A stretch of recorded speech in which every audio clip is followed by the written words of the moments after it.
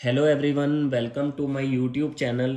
जैसा कि आप लोग जानते हैं कि आजकल सर्दी का मौसम है और इस सर्दी के मौसम में बहुत ज़्यादा खांसी की प्रॉब्लम, जुकाम की प्रॉब्लम सभी को हो रही है। घर घर की शिकायत बनी हुई है। तो आज हम आपके लिए लेकर आए हैं बैद्यनाथ का कासामृत सिरप, जो कि एक हर्बल सिरप है। पूरी तरह से ये बिल्कुल सेफ़ है, बच्चों के लिए भी और बड़ों के लिए भी। और जैसा कि मैं आपको बता दूं, बैद्यनाथ असली आयुर्वेद का मतलब पूरी तरह से आयुर्वेदिक कफ सिरप है।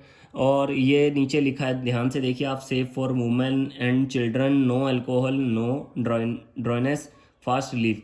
नो अल्कोहल का मतलब ये है कि आप लोग समझते होंगे जैसे कि अंग्रेजी कफ सिरप है, यानी कि एलोपैथिक कफ सिरप, उसे पीने के बाद थोड़ा थोड़ा सडेशन होता है। आप लोग मानते होंगे, नींद आती है, दिन में पीने में बहुत ज़्यादा प्रॉब्लम होती है, लेकिन इसमें ऐसा कुछ नहीं होता। नो सडेटिव है ये, बिल्कुल कोई सडेशन नहीं होने का, किसी प्रकार से आपको नींद नहीं आएगी।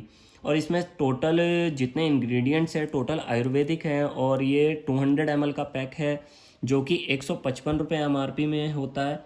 और इसकी एक्सपायरी ज़्यादातर लॉन्ग देती है कंपनी, लॉन्ग एक्सपायरी होता है। इसे आप हल्के गर्म पानी में मिला के 5 से 10 ml अडल्ट डोज ले सकते हैं दिन में 2 बार।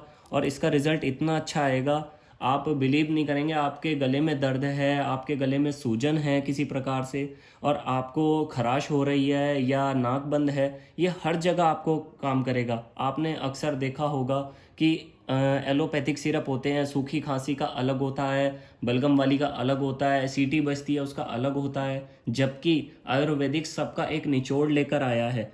और इसका सबसे अच्छा रिजल्ट ये है कि जैसा कि आपने देखा होगा, सर्दियों में या दिवाली के आसपास लोगों को एलर्जिक कफ होती है। एलर्जिक कफ में लोगों की सीटियां बजने लगती हैं चेस्ट पे, यानी कि आप मान लीजिए जैसा कि लंग्स के अंदर बलगम जमा होता है और उस बलगम की वजह से बहुत ज़्यादा प्रॉब्लम होती है। जैसे कि आप उसमें एक एलोपैथिक बड़ी फेमस दवाई है लीवोसिट्राजिन मोंटेलुकास्ट, वो आप खाते हैं और उसे खाने के बाद आपको नींद आती है। और उसको रात को खाना इसलिए मजबूरी होता है क्योंकि उसमें सडेशन होता है, और उसको खाने के बाद नींद आती है और दिन में एक टैबलेट खा सकते हैं, लेकिन उसके बाद भी आप पूरी तरह से ठीक नहीं हो पाते हैं।